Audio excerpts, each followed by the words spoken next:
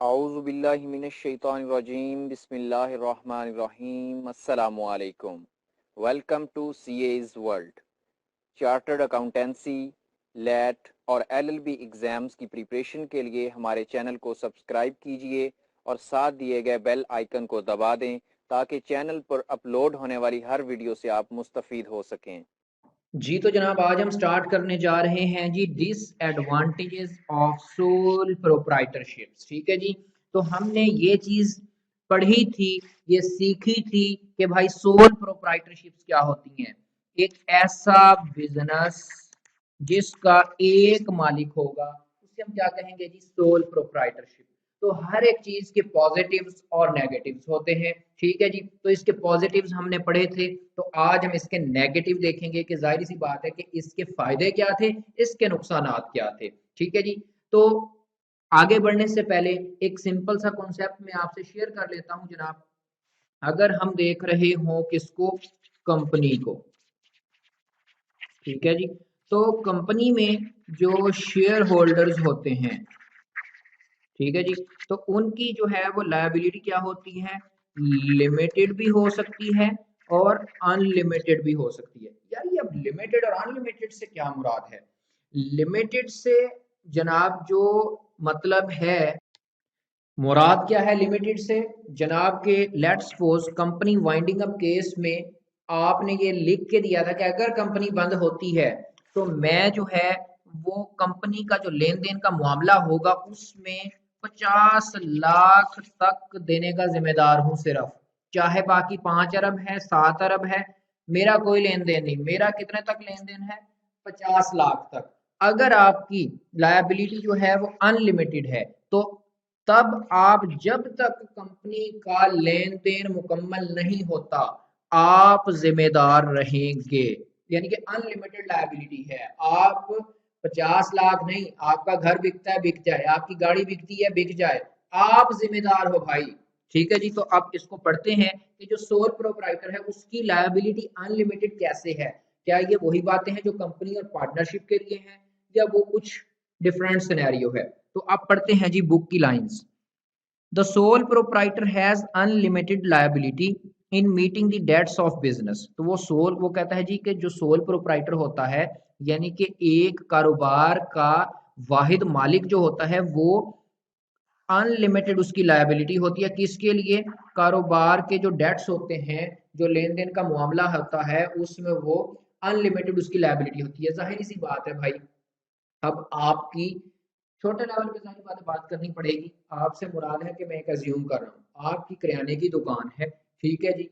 तो आपने यानी कि उधार पे सामान मंगवा लिया था। ठीक है। अब वो कारोबार आपको बंद करना पड़ रहा है तो जाहिर बात है 50 पार्टनर्स तो है नहीं उसके अंदर, एक वाहिद आप ही मालिक हो उसके। तो जितना भी आपने पैसा देना है वो आप अपनी जेब से कैश निकाल के दो, वो आप अपना घर सेल करो, वो आप अपनी गाड़ी सेल करो, वो आप अपनी जमीन सेल करो। अनलिमिटेड है, आपने ही वो कर्जा पूरा करना है भाईजान। ठीक है जी। तो आगे पढ़ लेते हैं। इन अदर वर्ड्स, दूसरे अल्फाज में, if the business can not पे इट्स क्रेडिटर्स। असल में जो लेन देन का मामला होता है वो जाहिरी सी बात है कि वो कारोबार के नाम पे हो रहा होता है, इसलिए ये कहा जाता है जी कि कंपनी एक आर्टिफिशियल पर्सन है। ठीक है जी। कंपनी कोई जानदार चीज तो नहीं है, लेकिन ऑफिशियली जो कंपनी लॉ है उसके अकॉर्डिंग भाईजान होता ये है कि जितने भी मामलात होते हैं ना वो कॉन्ट्रैक्ट्स यानी कि कंपनी के नाम पे हो रहे होते हैं। वो शीदा मीदा शफीक इसके नाम पे नहीं हो रहे होते। ठीक है। तो इस सिचुएशन में भी वो कह रहा है कि दूसरे लफ्जों में, if the business can not पे इट्स क्रेडिटर्स, यानी कि वो किराने की दुकान जो है, ठीक है जी, फरीद किराना स्टोर जो है वो अगर नहीं दे सकता, the owner may be forced to use personal non business holdings such as car or a home to pay off the debts under the bankruptcy law. Bankrupt होना ये होता है कि जारी बात है आप बैंकरप्ट हो गए कि आपके पास इतना पैसा है ही नहीं कि आप यानी कि उन सारी उसके जो है वो पैसे जो आपने उनके पैसे अदा करने वो अदा कर सकें। तो फिर आपको क्या करना होगा, आप अपनी गाड़ी बेचें, आप अपना घर बेचें, जो भी बेचें, जिनके पैसे देने वो तो आपको पूरे करने पड़ेंगे। The more wealth an individual has the greater is the disadvantage of unlimited liability. जाहिर सी बात है जितना ज्यादा आपके पास पैसा है ये अब आपने को फिक्स तो किया नहीं हुआ कि मैं 50 लाख तक दूंगा या 20 लाख तक दूंगा या इतनी परसेंटेज मेरी, क्योंकि आप वाहिद मालिक हैं। जितना ज्यादा आपके पास पैसा है आपको उतना ज्यादा ही यानी कि उसमें पार्टिसिपेट करके तो वो कर्ज उतारने होंगे। हाँ, अगर आप पार्टनरशिप में होते, कंपनी में होते तो और आपकी लायबिलिटी लिमिटेड होती तो फिर आप उस स्पेसिफिक अमाउंट पे करके अपनी जान छुड़ा के साइड पे हो जाते हैं। तो एक तो इसका डिसएडवांटेज ये हो गया कि अनलिमिटेड लायबिलिटी होती है जब भी सोल प्रोप्राइटरशिप होगी, क्योंकि उसे हर चीज खुद से पे करना पड़ती है। ये नहीं कि वो यानी कि फिक्स लायबिलिटी हो और उसको पे करके साइड पे हो जाता। दूसरा है जी difficulty in raising funds. among the relatively few sources of money available to the sole proprietorship are banks, friends and family, are his or her own funds. The owner's personal financial condition determines his or her credit standing. Additionally, sole proprietorships may have to pay higher interest rates on funds borrowed from banks than do large corporations because they are considered greater risk of default. अच्छा भाई, पहले तो इस पैरे का लुबेलुबाब वो ये है, सिंपल सी बात है। अब अगर आप इंडिविजुअली कोई कारोबार स्टार्ट करना चाहते हैं तो जाहिर सी बात है आप कहाँ कहाँ से पैसे ले सकते हैं, अपने दोस्तों से, अपनी फैमिली से, बैंक से, किसी और बंदे से उधार पकड़ लेते हैं। ठीक है जी, यानी कि दोस्तों की कैटेगरी में लगा लें कि उसने आपको उधार दे दिया। ठीक है जी, मालिक के पास जाती कुछ पैसे थे, वो अपने कारोबार में वो जो है वो यूज कर सकता है। अब जब आपकी फैमिली में से यानी कि आपके रिश्तेदारों में से, आपके दोस्तों में से या बैंक या जिससे भी आप उधार ले रहे हैं, तो सबसे पहले वो ये चीज चेक करेंगे कि क्या ये बंदा फ्रॉडिया तो नहीं है, क्या ऐसा तो नहीं है कि ये बंदा जो है वो पैसे लेके तितर बितर हो जाए। ठीक है, अब जैसा आपका स्टेटस होगा मार्केट में, जो आपकी क्रेडिबिलिटी होती है कि आप किस किरदार के मालिक हो कारोबारी मामलात के अंदर, मैं किसी और सेंस में बात नहीं कर रहा, कारोबारी मामलात के अंदर क्या आप लोगों के साथ ठगियां तो नहीं लगाते, फ्रॉड तो नहीं करते। अगर आप फ्रॉड करते होंगे तो कोई भी आपको पैसे देने के लिए तैयार नहीं होगा, क्योंकि कोई भी बंदा अपने पैसे भाई अंधे कुएं में नहीं फेंकना चाहता। ठीक है जी, तो यही बात वो इसके अंदर कर रहे हैं कि एक जो इंडिविजुअल है या सोल प्रोप्राइटरशिप है उसके पास ऑप्शंस होते हैं, वो किस किस से पैसे ले सकता है, बैंक से, दोस्तों से, फैमिली से, या वो अपने फंड्स यूज कर सकता है। उसकी जो अपनी पर्सनल फाइनेंशियल कंडीशन है। हाँ, एक चीज और भी देखी जाती है कि सबसे पहली चीज तो आपका कारोबारी करैक्टर क्या है। दूसरा ये भी देखा जाता है कि क्या आपकी कोई जमीन है, 2-4 एकड़ है, ताकि कल को अगले आके उस पर कब्जा भी कर सकें। क्या आपके पास कोई इतना स्टॉक पड़ा हुआ है ऑलरेडी बैक एंड पे कि आप कल को पैसे ना भी देने की हालत में हो तो अगले आके वो स्टॉक उठा के पैसे जो है वो आपसे रिकवर कर सकें। क्या आपके कारोबार में आपने देखा होगा कि ये जब बैंक जो है वो कंपनी को पैसा देते हैं तो ये प्लेज करते हैं, जो उनके फिक्स्ड एसेट वगैरह होते हैं या जो स्टॉक पड़ा हुआ होता है, वो प्लेज करने का मकसद ये होता है, ठीक है जी, या बिल्डिंग या कोई रकबा प्लेज करवाते हैं कि कल को लेट्स सपोज आप अदा नहीं कर सकते तो फिर वो उसको सेल करके अपने पैसे पूरे कर सकें। तो आपकी फाइनेंशियल कंडीशन को देखा जाता है कि आपके नाम कोई जमीन या कुछ कुछ है भी सही या नहीं। आर हर क्रेडिट स्टैंडिंग यानी कि वही आपके कारोबारी मामलात, लेन देन में आप अच्छे हैं या कैसे हैं। Additionally sole proprietors may have to pay higher interest rates on funds borrowed from banks than do large corporation. अच्छा, दूसरी बात है कि वो कहता है जी कि कारोबारी, अगर आप एक अकेले कारोबारी हैं, आप एक पार्टनर है, तो बैंक्स का जो रेट होता है ऐसे कारोबारी हजरात के लिए, वो भी वो कह रहे हैं कि थोड़ा ज्यादा होता है। क्यों? क्योंकि इसमें ना रिस्क बहुत ज्यादा होता है कि आप कल को डिफॉल्ट करके खामोशी से जो है ना वो फरार हो जाएं। ठीक है जी, और इस वजह से बैंक्स फिर वो सिक्योरिटीज वगैरह भी थोड़ी ज्यादा ही वो रखते हैं। ये प्लेज करने का मकसद भी यही होता है चीजों को। अब आप सिंपल सी बात बताऊं, आप में से कोई भी बंदा जो है वो सुबह बैंक चला जाए कि जी मुझे 50 लाख रुपए या 20 लाख रुपए कर्ज चाहिए, तो वो सबसे पहला उनका सवाल होगा कि भाई आपके नाम पे कोई जमीन है या आपके नाम पे यानी कि कोई ऐसी चीज है कि जो बैंक आपसे लिखवा सके कि इन केस ऑफ डिफॉल्ट जो है वो बैंक फिर उसको सेल करके अपने पैसे पूरे करे।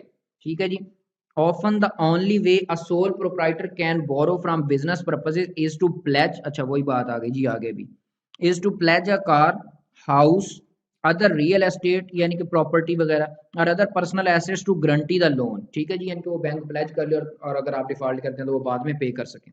If the business fails, the owner may lose the personal assets as well as the business. Publicly owned corporations, in contrast, can not only obtain funds from commercial banks but can sell stocks and bonds to public to raise money.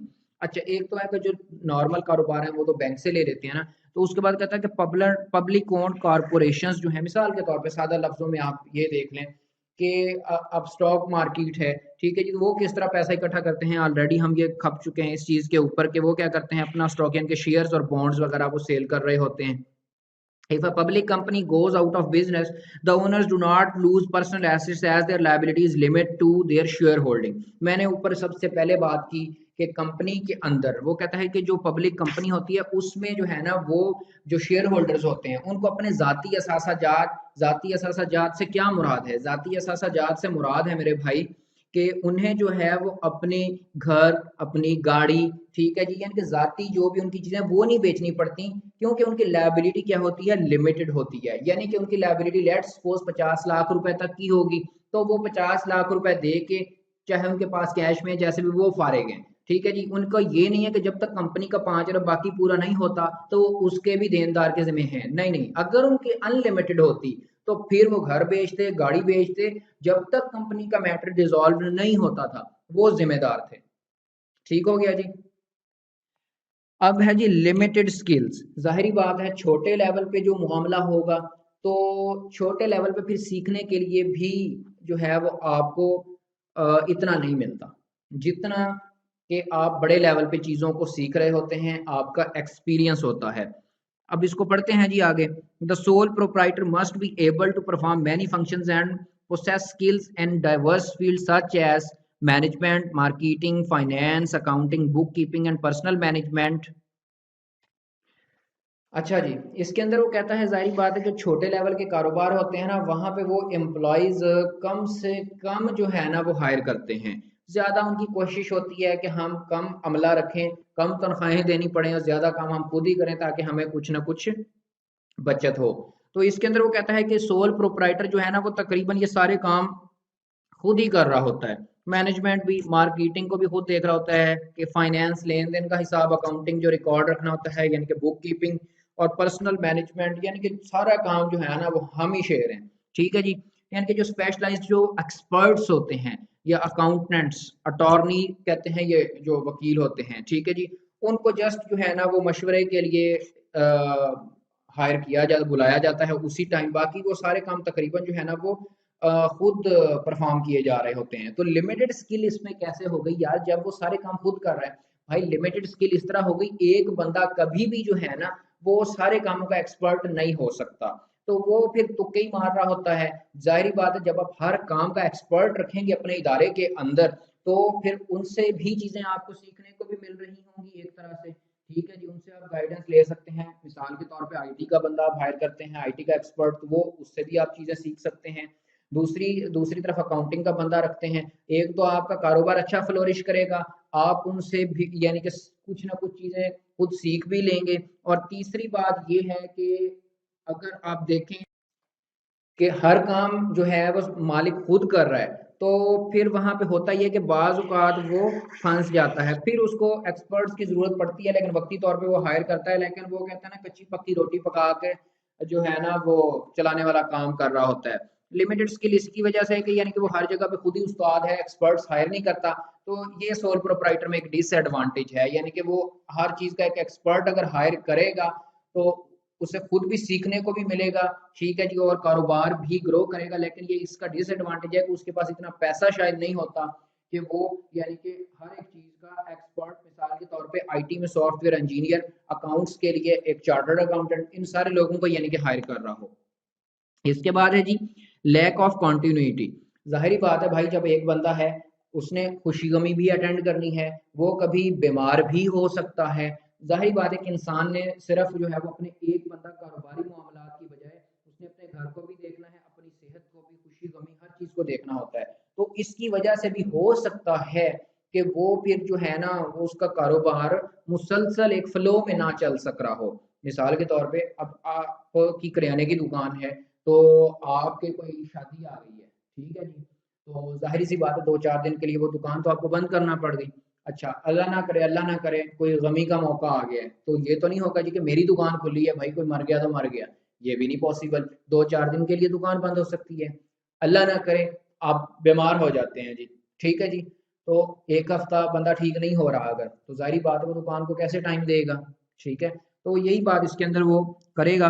The life expectancy of a sole proprietorship is directly linked to that of owner.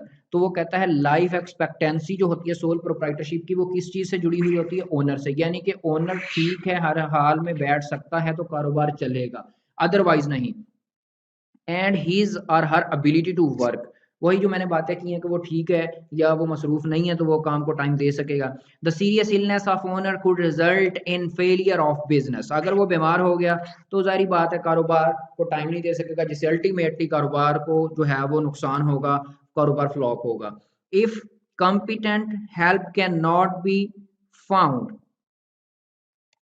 हाँ जी, if competent help can not be found का मतलब ये है कि let's suppose, हाँ अगर आप बीमार हो जाते हैं या आप कहीं मसरूफ हैं, तो या तो फिर पीछे से कोई ऐसा बंदा हो वक्ती तौर पर ये 2-4-5 दिन के लिए आपके उस कारोबार को बिल्कुल उसी सलाहियत के साथ चला सक रहा हो जो आप में एबिलिटी है कारोबार को चलाने की। लेकिन अगर ऐसा बंदा नहीं मिलता तो फिर आपका कारोबार जो है वो फ्लॉप हो जाएगा। It is difficult to arrange for the sale of a partnership, proprietorship, and at the same time assure customers that the business will continue to meet their needs. This result in key person risk, इसको underline कर लें, ये MCQs की सूरत में आ सकता है। इसका मतलब है जनाब यहाँ से लेके और यहाँ तक कि भाई खड़े पैर एक तो आप कारोबार को उतने प्रॉफिट में सेल नहीं कर सकते, यानी कि आप कहते हो कि मैं जो है ना इस कारोबार को चलता चलाए इसी तरह बेच दूं। जाहिर सी बात है अल्लाह का बड़ा फजल है, हम सब मुसलमान हैं, हमें पता है कि जब किसी की मजबूरी हो हमने उससे फायदा उठाना होता है। हमें पता है कि वो बंदा अब इतना लाचार हो गया है कि वो इस कारोबार को नहीं चला सकता, तो हमने उसकी मजबूरी का फायदा उठाना ही उठाना है, माइंड ना कीजिएगा, ये एक सच्चाई है। तो वो कह रहा है कि जी खड़े पैर चलते चलाए कारोबार को उस प्रॉफिट के साथ जो उसका मुनासिब भी बनता है उसके साथ बेचना भी बहुत मुश्किल हो जाता है। अगर 100 रुपए की चीज है तो हम लोगों की कोशिश होती है यार 30 रुपए में मिल जाए, हमें क्यों, उसकी मजबूरी से फायदा उठाना है, ठीक है। और दूसरा वो कहता है जाहिर बात है उस टाइम आप खुद अगर बीमार हैं और कोई बंदा आपके कारोबार को चलाने वाला नहीं है, तो ये इस चीज को एश्योर करना, यकीनी बनाना कि कस्टमर्स जो है ना उनको ये यकीन रहे कि यार ये कारोबार चलता रहेगा। जाहिर बात है आप 4 दिन भाई दुकान बंद करेंगे तो वो जो है ना आपका ग्राहक टूटना स्टार्ट हो जाएगा।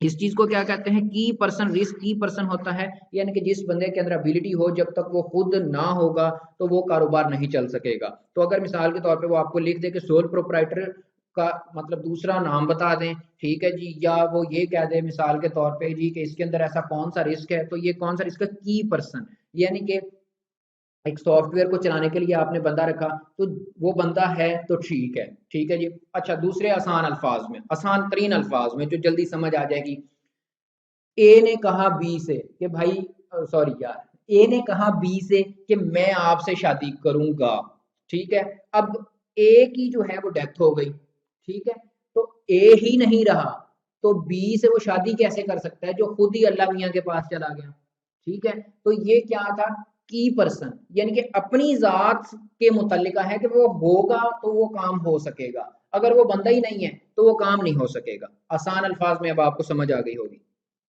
Difficulty in finding qualified employees, ठीक है जी। It is usually difficult for a small sole proprietorship to match the wages and benefits offered by a large competing corporation because the proprietorship's profits may be not as high. In addition, there is a little room for advancement with the sole proprietorship, so the owner may have difficulty attracting and retaining qualified employees. आसान सी बात आपकी अपनी degree के लिहाज, certification के लिहाज से, CA एक डिग्री नहीं है, सीए एक सर्टिफिकेशन है। सबसे पहले ये स्टडी से हट के बात थी ये वाली। अब आते हैं आपके इस पैराग्राफ के अंदर, जाहिर सी बात है कि एक बंदा जिसका जो है ना वो एक, चलें जी यूरो स्टोर भी लगा लें जो लाहौर में है, बड़े आम है जी यूरो स्टोर, ठीक है। तो भाई यूरो स्टोर का की हर ब्रांच के ऊपर जो है वो एक क्वालिफाइड चार्टर्ड अकाउंटेंट नहीं बिठाया जा सकता। क्यों? जाहिर सी बात है चार्टर्ड अकाउंटेंट जो है वो डिमांड कर रहा होगा 2 से 3 लाख रुपए, साथ अदर फैसिलिटीज भी। ठीक हो गया, मिसाल के तौर पे गाड़ी, रिहाइश वगैरह वगैरह डिफरेंट चीजें। ठीक है जी। अच्छा, अब जाहिर सी बात है उन्हें उनके लिए हर ब्रांच पे बिठाना जो है वो सीए मेरा ख्याल है नहीं बिठा सकेंगे वो। क्यों? क्योंकि उनका, अगर सिर्फ एक छोटी एक ब्रांच की बात कर लेते हैं या एक लेवल के, हम इसको कोई ब्रांड नहीं अज्यूम कर रहे, यूरो स्टोर का बस एक नाम है जी, एक किराने की दुकान है उसका नाम यूरो स्टोर है। तो वो कहता है जी कि एक छोटे कारोबार के प्रॉफिट्स इतने नहीं होते कि उसका मालिक जो है वो एक क्वालिफाइड बंदा रखने की सोच सके। क्यों? क्योंकि क्वालिफाइड बंदे की अपनी डिमांड्स होती हैं भाई। हाँ, अगर नेस्ले चाहे तो अगर उनकी मुल्तान में ब्रांच है वो वहां पे भी बिठा सकते हैं। अब उनकी इस्लामाबाद में ब्रांच है वो वहां पे भी सीए बिठा सकते हैं, उनकी लाहौर में ब्रांच है वो वहां पे भी बिठा सकते हैं। क्यों? क्योंकि भाई नेस्ले के प्रॉफिट्स इतने ज्यादा हैं। ठीक है जी, पीटीसीएल है, अगर पीटीसीएल का प्रॉफिट ही इतना ज्यादा है तो पीटीसीएल के लिए कोई प्रॉब्लम नहीं है कि वो ये जो है ना वो 2 से 3 लाख रुपए वाला बंदा जो है ना वो बिठाए के, ताकि वो उसके इस्लामाबाद के जितने भी अकाउंट्स हैं वो उसको जो है ना वो गवर्न कर रहा हो। जो लाहौर का बंदा है वो लाहौर के सारे अकाउंट्स को गवर्न कर रहा हो। तो अल्टीमेटली वो ये कहता है कि जो छोटे लेवल का कारोबार होता है उसके मालिक के लिए ये मुश्किल हो जाता है कि वो क्वालिफाइड लोग ढूंढ सके। क्यों? क्योंकि जाहिर बात है उसके प्रॉफिट्स इतने नहीं होते। अच्छा जनाब, उसके बाद जो है वो है टैक्सेशन। अब ऊपर तो हमने पढ़ा था जी कि टैक्सेशन जो है वो बेनिफिट्स में आता है। ठीक है जी, लोअर ऑफ टैक्सेशन यानी कि इस पे कम टैक्स देना पड़ता है। तो अब ये इसने डिसएडवांटेज में भी लिख दिया, ये क्या कर रहा है ये। तो चलें जी पढ़ते हैं इसको। Although we listed taxation as an advantage for sole proprietorship, जाहिर सी बात है आपकी कम इनकम तो आपको कम टैक्स देना पड़ेगा। ठीक है जी। उसके बाद वो कहता है जी it can also be disadvantage. कैसे? Depending on the proprietor's income and marginal rate of corporation. अब ये हो सकता है आसान अल्फाज में कि एफबीआर रख देता है जी कि कंपनी पे लेट्स सपोज जो है ना, अच्छा ये एक स्लैब रेट्स होती हैं कि भाई 10 लाख तक कोई टैक्स नहीं है, 10 लाख से 12 लाख तक यानी कि 12% टैक्स है। ठीक है जी। अच्छा, 14 लाख से 20 लाख तक इतने परसेंट टैक्स है। तो ये पॉसिबिलिटी हो सकती है। ठीक है, कि कारपोरेशन जो है ना, यानी कि ये कंपनी की बात अगर कर लें तो कंपनी ने यानी कि जो टैक्स अदा करना हो, अगर उसकी जो है वो प्रॉफिट्स या इनकम आप लगा लें, जो है प्रॉफिट्स जो हैं वो 10 से 12 लाख होंगे तो उसको 10% देना है। लेकिन हो सकता है कि जो स्लैब रेट्स हों वो सोल प्रोप्राइटर के लिए भाईजान ये हो कि इसने 5 से 7 लाख पे प्रॉफिट पे 10% देना हो, ये भी पॉसिबल है। मतलब एक एज्यूम कर रहा है वो यहाँ पे भी ये बताते हुए, तो वो कहता है कि ये सिनेरियो पॉसिबल हो सकता है। इसकी वजह से टैक्सेशन जो है ना वो फिर सोल प्रोप्राइटर के लिए एक डिसएडवांटेज हो सकता है और कंपनी के लिए ये एक एडवांटेज में भी जा सकता है कि उसने 12 लाख तक के प्रॉफिट पे कोई टैक्स नहीं देना। ठीक है, या 10% देना है, 10 से 12 लाख के प्रॉफिट पे 10% देना है। और इस पे ये भी जुल्म किया जा सकता है कि ये 5 से 7 लाख रुपए के प्रॉफिट पे 10% दे। ठीक है जी। हाँ, अगर ये भी हो सकता है कि अगर कंपनी को ये मजा करवाया जाए कि जी 20 लाख तक आप पे कोई टैक्स नहीं है और इससे कहा जाए कि जी आपने 20% पे 10% टैक्स देना है, तो फिर सोल प्रोप्राइटर तो रगड़ा गया ना बेचारा। तो ये इस सिनेरियो में वो कहता है कि ये एक डिसएडवांटेज है। हाउएवर ताहम sole proprietorships avoid the double taxation that occurs with corporations. अच्छा, अब ये भी एक समझने वाली लाइन है। ठीक है जी। अब भाई होता ये है कंपनी के अंदर कि कंपनी को जो है ना वो अपने प्रॉफिट पे भी टैक्स देना होता है और कंपनी अपने शेयर होल्डर्स को, मैंने पहले बात की थी कि डिविडेंड भी देती है। डिविडेंड वो होता है शेयर्स पे जो मुनाफा आता है वो फिर उसमें से परसेंटेज देनी होती है। जो कुछ भी था वो पहले आप सुन चुके हैं। ठीक है, मजीद आप कंपनी लॉ के अंदर जाके पढ़ेंगे। ठीक है जी, शेयर कैपिटल वाला चैप्टर आएगा वहां पे उसमें। तो जनाबे वाला इसके अंदर ये होता है कि कार कंपनी के अंदर कंपनी ने जो है वो क्या करना होता है, कंपनी ने जनाब अपने प्रॉफिट पे भी टैक्स पे करना होता है और फिर जो शेयर होल्डर्स को डिविडेंड दिया जाता है शेयर होल्डर्स को उस डिविडेंड पे भी टैक्स पे करना पड़ता है। तो ये होता है डबल टैक्सेशन। लेकिन सोल प्रोप्राइटर जो है ना, सोल प्रोप्राइटर, उसके साथ डबल कारपोरेशन वाला खाता नहीं है। वो किस तरह नहीं है? क्योंकि जाहिर सी बात है, वो खुद जो है ना वो एक अकेला मालिक होता है भाई। तो समझ लें कि वो कारोबार और वो एक ही चीज हो गए। तो फिर उसको जस्ट जो है ना वो कारोबार के ऊपर आने वाले प्रॉफिट पे टैक्स देना पड़ता है। हाँ, अगर तो वो फिर पार्टनरशिप की बात कीजिए, डिफरेंट पार्टनर्स होते हैं, फिर उनको डिविडेंड जो मिलता है या कंपनी के अंदर, तो उन्हें तो फिर आगे डिविडेंड पे भी वो टैक्स देना पड़ता है। लेकिन इससे जस्ट जो है वो बिजनेस के प्रॉफिट पे टैक्स देना पड़ता है। तो ये इस तरीके से डबल टैक्सेशन से बच सकता है। The tax effect often determines whether a sole proprietor chooses to incorporate his or her business। ठीक है जी। वो कहता है जी कि टैक्स का इफेक्ट कब आपको असरअंदाज कर रहा होगा कि ये बिजनेसमैन के ऊपर, ये सोल प्रोप्राइटर के ऊपर डिपेंड करता है कि वो अपने कारोबार को रजिस्टर्ड करवाना चाहता है, इनकॉर्पोरेट करना चाहता है, कि वो रजिस्टर्ड करवाना चाहता है या नहीं करवाना चाहता। अगर छोटे लेवल पे देखा जाए, एक आपके हमारे जो देहातों में है, छोटे लेवल पे जो कारोबारी एक रहने की दुकानें हैं, तो उसके लिए कंपनी वाली रिक्वायरमेंट्स थोड़ी हैं कि वो सर्टिफिकेट ऑफ इनकॉर्पोरेशन लेगा और certificate of commencement of business लेगा। तो जाहिर बात है, जो रजिस्टर्ड ही नहीं है या जो एफबीआर में अपने रिटर्न ही जो नहीं कराता, अपने आप को फाइलर ही नहीं बनवाता, तो वो फिर उसे टैक्स तो नहीं ना अफेक्ट कर रहा होगा। तो ये थी जनाब इसके अंदर बातें। अब बात ये है, अगर मैं बात करूं जनाब, तो वो बात ये है कि इसको मैं जस्ट रीड आउट करके अपनी जान भी छुड़वा सकता था, आपकी जान भी छुड़वा सकता था। लेकिन ये छोटी छोटी बातें हैं, जाहिर बात है इसी से ही आपकी बुनियाद बननी है और फिर आगे जाके आप लोगों ने कैश में चीजें सीखनी है। ठीक है जी। तो इसलिए मैंने थोड़ा सा ना, चीज़ें बहुत सिंपल थी लेकिन थोड़ा उनमें गहराई में जाके बात की है। आप हो सकता है बोर हुए हों, लेकिन ना अल्टीमेटली जब आप कैफ में जाएंगे तो आपको ये चीज़ों की बेस पता होगी, जो कि नॉर्मली नॉर्मली पीआरसी लेवल पे थोड़ा सा बताना, यानी कि आप समझ लें कि जल्दी होता है, लेकिन सारी बात है जब खप भी मैं रहा हूँ तो फिर थोड़ा अच्छे तरीके से बता दूँ ताकि अल्टीमेटली आपको फ़ायदा हो सके। तो अब आगे चलते हैं जी, पार्टनरशिप।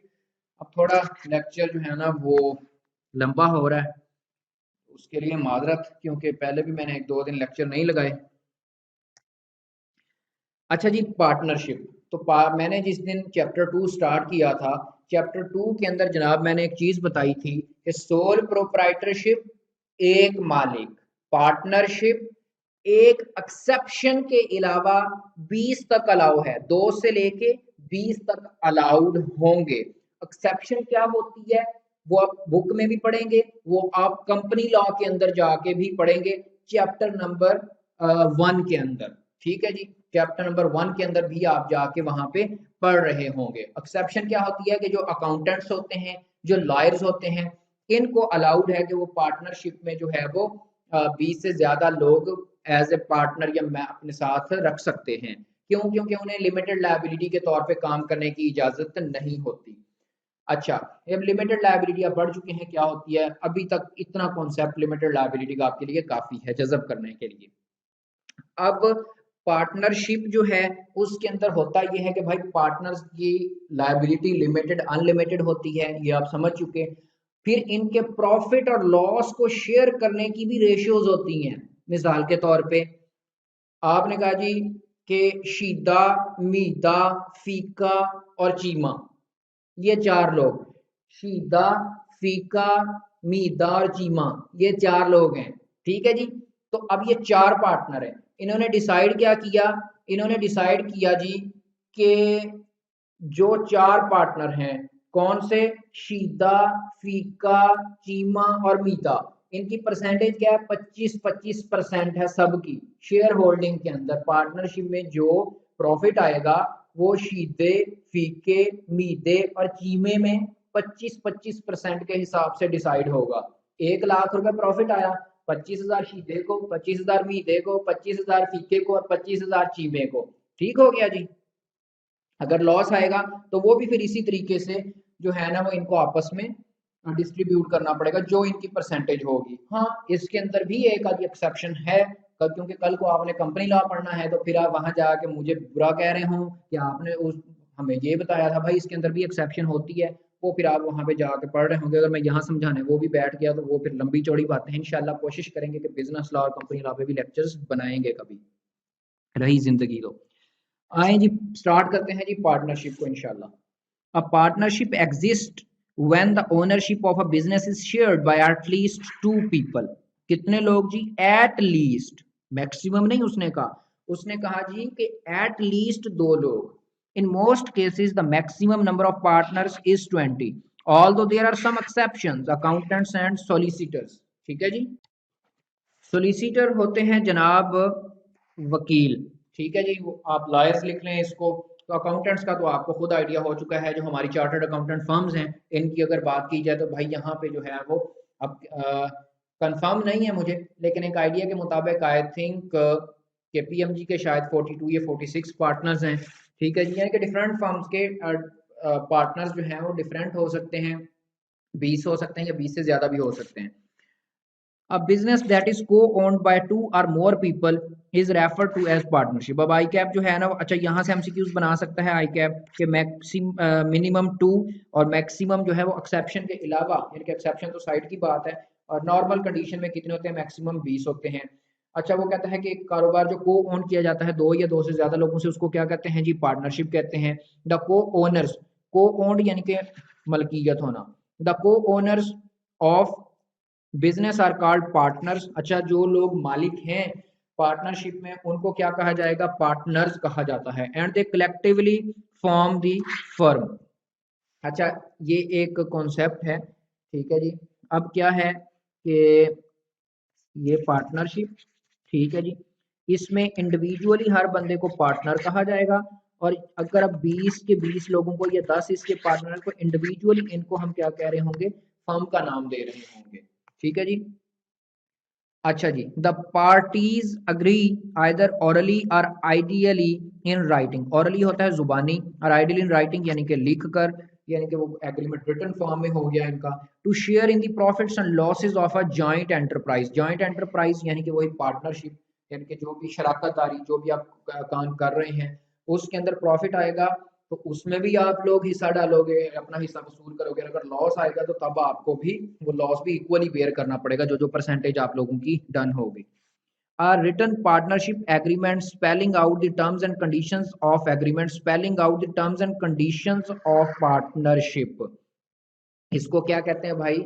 इसका मतलब है कि कितने पार्टनर्स हैं, उनके क्या क्या नाम हैं, वो उन्होंने कब ज्वाइन किया, ठीक है जी। अच्छा उनकी क्या क्या जो है ना वो परसेंटेज है आपस में प्रॉफिट और लॉस शेयरिंग की, ठीक हो गया। इसके क्या कहते हैं? वो spelling out the terms and conditions of partnership is recommended to prevent later conflicts between the partners. यानी कि एक रिटर्न पार्टनरशिप एग्रीमेंट होता है जिसके अंदर वो सारी चीज़ें लिखी हुई होती हैं जो मैंने अभी आपको बताई हैं, ताकि बाद में इनका कोई आपस में तजाद ना आए, कल को प्रॉफिट आए और दूसरा कहे मेरी तो जी आपके साथ ये डन हुई थी जी कि मैं तो 40% दूंगा, आप मुझे 20% दे रहे हो। तो हर चीज़ लिखी हुई होती है।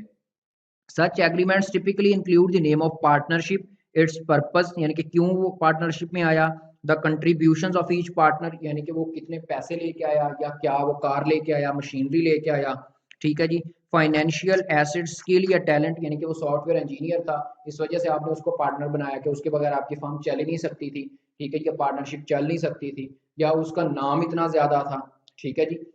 मिसाल के तौर पे आप एक वकील हैं, आपने अपनी जो है वो एक लॉ फर्म बनाई, उसके अंदर आपने एतजाज एहसन को, बैरिस्टर एतजाज एहसन को, या मिसाल के तौर पे आपने किसी रिटायर्ड चीफ जस्टिस को हायर किया, ठीक है जी, क्योंकि उनका एक नाम होता है, गुडविल होती है, तो आपने उन्हें कहा कि भाई आप हमारी फर्म को सिर्फ अपना नाम दें, आप इधर आके बैठा करें, लोगों को पता हो कि ये आपकी फर्म है, आप भी इसमें काम कर रहे हैं, तो आपके नाम को जब हम लोग यूज करेंगे तो हमारे पास उतने ज्यादा क्लाइंट्स आएंगे, तो हमें जो भी प्रॉफिट होगा उसमें से 20% भाई हम आपको देंगे या 30% हम आपको देंगे, ठीक है जी।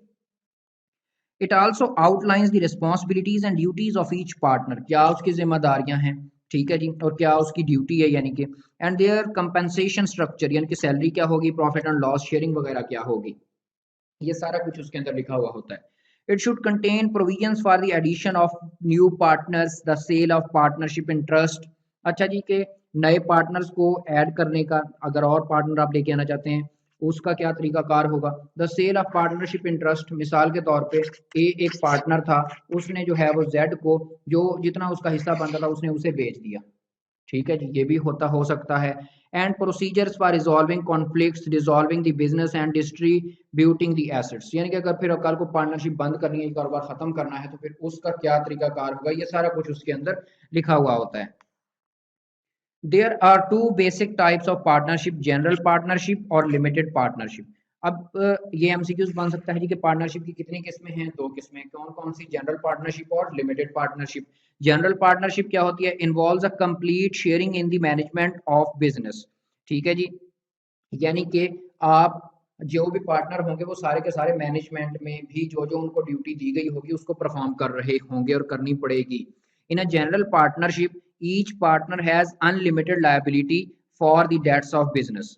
अच्छा जी, अनलिमिटेड लायबिलिटी क्या होती है वो आपको पता चल चुका है, यानी कि ये नहीं है कि 5 लाख दे के साइड पे जो भी लेन देन का कारोबार है, कारोबार का लेन देन है, जितना भी उधार पार्टनरशिप ने देना है, जब तक वो सारा अदा नहीं हो जाता तो चाहे आपको जो भी बेचना पड़े, आप मिसाल के तौर पे 20 पार्टनर थे, 1 करोड़ रुपए का लोन था, तो अब जो है ना वो 5-5 लाख रुपए सारे देंगे, जाहिर सी बात है, ये नहीं है कि आप 3 लाख दे के कहें जी कि बस मेरे हाथ खड़े, भाई घर बेचो, गाड़ी बेचो, जो बेचो, 5 लाख वो जो हिस्से का बनता है वो पूरा पे करना है, ठीक है जी।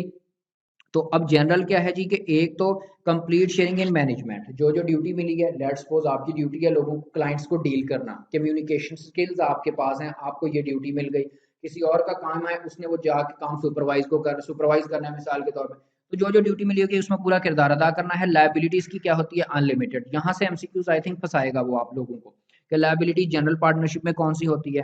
Professionals such as lawyers, accountants and architects जो होते हैं, ये आर्किटेक्ट्स होते हैं, ये जो मुजस्मा साज होते हैं या ये जो नक्शे बनाते हैं, चलो इसको लगा लो आप, often join together in general partnerships, ठीक है जी।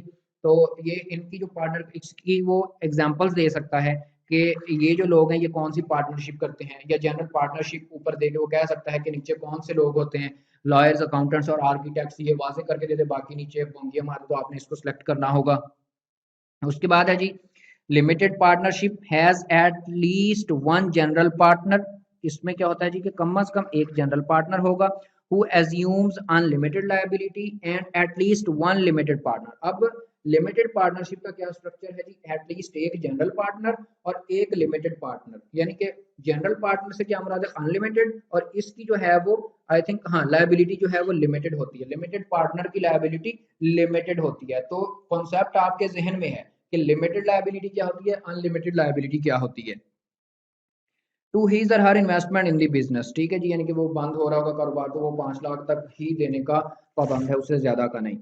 Limited partnership exist for risky investment projects where the chances of loss is great। वो कहता है जी कि लिमिटेड पार्टनरशिप्स जो होती हैं वो क्यों एग्जिस्ट करती हैं, वो इस वजह से होती हैं मिसाल के तौर पे कि अगर कारोबार फ्लॉप कर भी जाए, ठीक है जी, तो एटलीस्ट ये हो कि एक आधा बंदा ऐसा हो जो कि यानी कि एक फिक्स अमाउंट तक का हमें हौसला हो कि चलो यहाँ तक ही एक अमाउंट तो कोई ना कोई देने वाला जरूर मौजूद है, ठीक है, यानी कि 20 लाख रुपए तक तो फलां बंदे से हम पक्के रिसीव कर लेंगे ना। दूसरे की अनलिमिटेड लायबिलिटी है तो उसका भी देखा जाएगा कि वो फिर बाद में हो सकता है उसकी सारी चीज़ें बेच के वो पता नहीं कितने पैसे पूरे होते हैं नहीं, लेकिन इसका तो पता है ना कि यानी कि ये 20 लाख रुपए सिक्योर है इस तरफ से।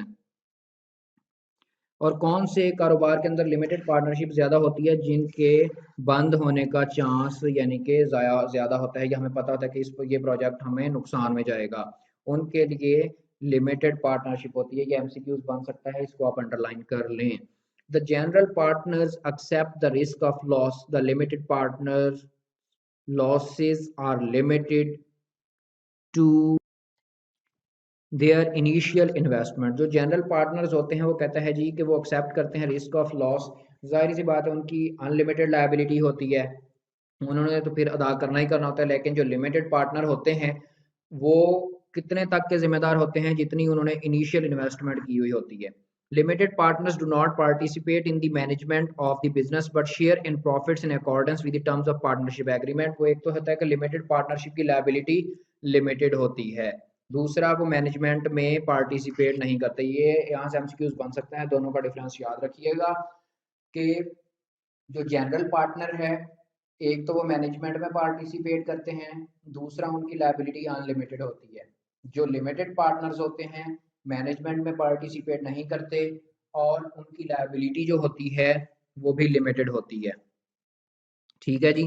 अच्छा जी, usually the general partners receives a larger share of profits after the limited partners have received their initial investment back. ठीक है जी, कि वो कहता है जी कि मिसाल, अच्छा एक और भी था कि जो लिमिटेड पार्टनर्स हैं वो जस्ट प्रॉफिट रिसीव करते हैं, यानी कि मैनेजमेंट में अपना किरदार अदा नहीं करते।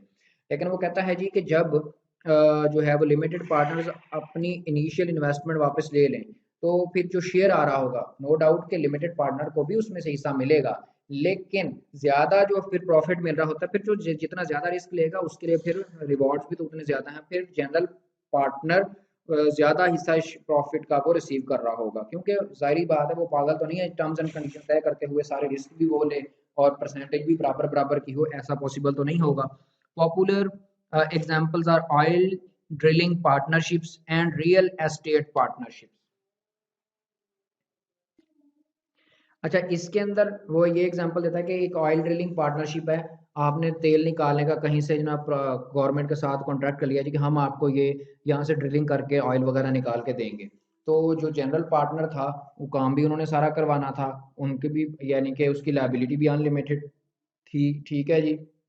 और दूसरा जो था एक और आया, उसने कहा जी कि ठीक है मैं इन्वेस्ट करता हूँ लेकिन मैं काम कुम नहीं करूँगा। ठीक है, तो कल को जब ये प्रोजेक्ट कंप्लीट हो गया तो जो मैं पैसे लगा रहा हूँ ये मैं वापस निकाल लूंगा, तो इसमें कुछ जो प्रॉफिट तय हुआ 20% या 30% वो भी आप मुझे देंगे। उनका ठीक है। तो फिर जो जनरल पार्टनर था मेन, जाहिर बात है उसने लिमिटेड पार्टनर के पैसे वापस कर दिए, 20% उसको शेयर भी दे दिया, तो जाहिर बात है फिर उसने रिस्क ज्यादा लिया, तो जो बच रहा होगा मिसाल के तौर पे 10 लाख बचा, तो 20 पर इनिशियल इन्वेस्टमेंट साइड पे उसकी निकाल के, प्रॉफिट्स तो होते हैं हर चीज निकाल के, तो 20% उसका वापस दिया और प्रॉफिट दिया उसे वापस लिमिटेड को, 80% प्रॉफिट का फिर जनरल को बच गया। तो वो एग्जांपल दे रहा है। अच्छा, वो कहता है कि कुछ पार्टनरशिप्स जो होती हैं वो लिमिटेड भी होती हैं, लिमिटेड लायबिलिटी की भी होती हैं, which are similar to a general partnership except that partners are not held responsible for the business debt and liabilities. अच्छा, लिमिटेड लायबिलिटी पार्टनरशिप बाकी तो हर चीज में जनरल पार्टनरशिप की तरह ही होती है, मैनेजमेंट में अपना किरदार अदा करना।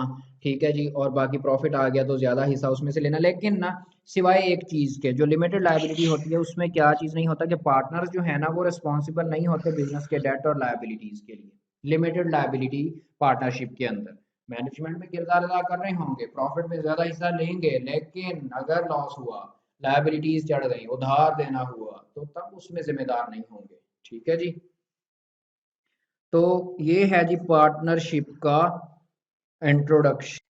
तो चलें जी, इंशाल्लाह अगले लेक्चर में फिर इसके एडवांटेजेस और डिसएडवांटेजेस को डिस्कस कर रहे होंगे, और मैं इंशाल्लाह कोशिश करूंगा कि उसके साथ ही फिर जो है ना वो कंपनी को निपटा के यानी कि ये चैप्टर कंप्लीट कर दूं। तो इंशाल्लाह कोशिश करूंगा कि अगला लेक्चर फिर तकरीबन होगा आई थिंक 1 घंटे का, और अगर ना किया तो फिर उसके 2 लेक्चर बनाने पड़ेंगे।